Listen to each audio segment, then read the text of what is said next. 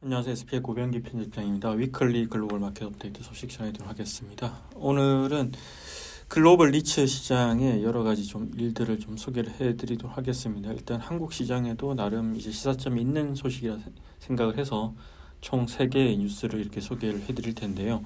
일단 첫 번째 소식은 이제 인도 최초의 상장 리츠인 엠버시 리츠 CEO가 과거에 어떤 부실 감사 이력으로 퇴출된 그런 소식을 전해드릴 텐데, 이게 지금 최근에 한국도 보면 어떤 리츠 시장 전반적으로 신뢰 문제가 상당히 크게 불거지고 있기 때문에 해외 사례도 참고할 만한 그런 좋은 사례인 것 같습니다.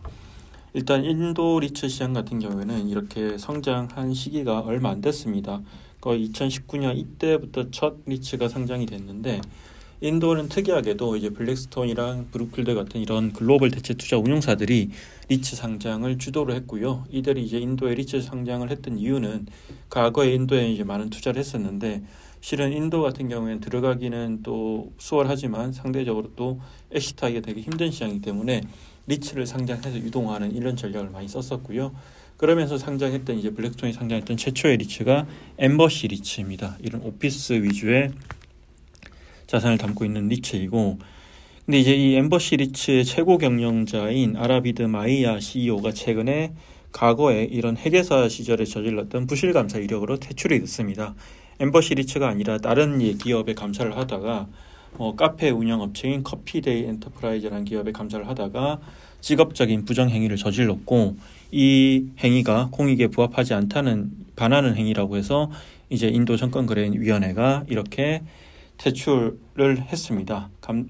리츠의 CEO로서 감독할 역량이 없다고 보고 업무를 정지시키라는 지시를 내렸고, 네, 사실 이 사례가 좀 주목받는 이유는 이제 한국 같은 경우에도 이제 운용력들이 되게 자주 바뀌고, 또 운용력들의 어떤 레pu테이션에 대해서 철저하게 검증을 제대로 하지 않다는 생각을 많이 하고 있습니다.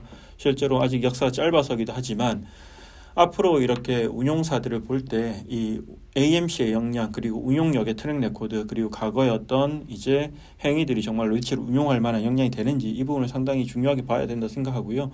사실 지금 많은 문제들이 일어나고 있지만 금리 인상이라든지 코로나19 이런 여파로 해외 자산에 대한 이슈, 리파이낸싱 이슈, 이런 유상증자 이슈들이 많지만 결국 이 운용력들이 신의성실하게 운용하는가, 이런 점도 충분히 질문을 던져볼 만한 그런 시기라고 생각을 합니다. 그렇기 때문에 이런 인도의 사례가 상당히 눈길을 끄는 사례고요. 그리고 최근 한국에서도 이제 M&A 얘기가 나오고 있죠. 리츠 M&A 얘기 나오고 있고, 코랑코 이제 라이프 인프라 리츠 같은 경우에는 코랑코 더원 리츠와 이제 M&A 하겠다 이렇게 선언을 한 사항이고, 또 NH가 운용하고 있는 NH 리츠 운영이 운영하고 있는 NH 오른 리츠라든지 NH 프라임 리츠 같은 경우에도 계속해서 합병 가능성이 제기되기 때문에 또 이런 해외의 M&A 사례도 주목해서 볼 필요가 있는데, 일본 리츠 시장도 최근에 어떤 M&A 되게 많습니다. 대형화와 차별화된 경쟁력을 위해서 많이 M&A 일어나고 있고, 특히 최근에 이제 보면 미쓰이 부동산이 스폰서인 일본의 상장 리츠 미쓰이 부동산 로지스틱스 파크 MELP라고 부르죠. 이 리츠와 또 일본의 대형 상사인 이토추가 스폰서인 어드밴스 로지스틱스 인베스트먼트 코퍼레이션 ADL이라고 하는데, 이 두 개 리츠 합병이 지난 1일에 완료가 됐습니다. 사실 이제 이 합병 관련 소식은 8월부터 이제 시장이 어느 정도 정해졌었고, 그때부터 이제 합병하겠다고 발표를 했었죠. 결국 이제 그리고 1일에 이렇게 합병이 완료된 건데, 합병사는 이제 MELP라는 이름으로 존속이 되고 시가총액은 약 2조 9천억 정도고, 이 합병 이후에 2조 9천억 원 정도고, 합병 이후에 포트폴리오는 49개의 물류센터 자산을 구성이 되고, 이 중 19개가 이제 어드밴스 로지스틱스 인베스트먼트 코퍼레이션으로부터 온 자산입니다. 이번 합병을 하는 이유는, 가장 큰 이유는 대형화고요. 대형화를 통해서 MELP는 일본 리츠 시장에서 니폰 프롤로지스 리츠, 그리고 GLPJ 리츠 다음으로 큰, 일본에서 세 번째로 큰 물류센터 리츠가 되고, 또 MELP 같은 경우 이렇게 합병을 하면서 이 미쓰이 부동산이라는 일본 최대의 부동산 회사와 그리고 대형 상사 이토추로 구성된 이중 스폰서 구조를 갖게 됐기 때문에, 이런 이중 스폰서 구조가 또 어떻게 시너지를 내는지도 살펴볼 필요가 있을 것 같습니다. 그리고 마지막 소식은 이 블랙스톤이 이제 상장 리츠를 인수한 소식인데요.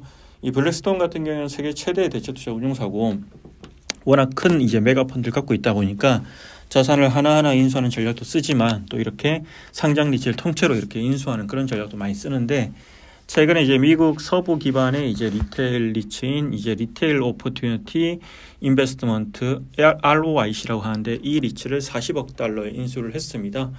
ROIC 같은 경우는 캘리포니아주 샌디에고 본사를 두고 있고 이 서부 지역을 중심으로 90여 개의 쇼핑센터를 소유하고 있는 그런 리츠인데 블랙스톤의 어떤 리얼 에스테이트 파트너스 10호라는 펀드를 통해서 인수를 하고 주당 17.50달러에 인수를 하면서 이제 매각 가능성이 알려지기 전인 지난 7월 말의 주가 종가에 비해서 약 34% 정도 프리미엄을 더해서 이렇게 인수를 하게 됩니다.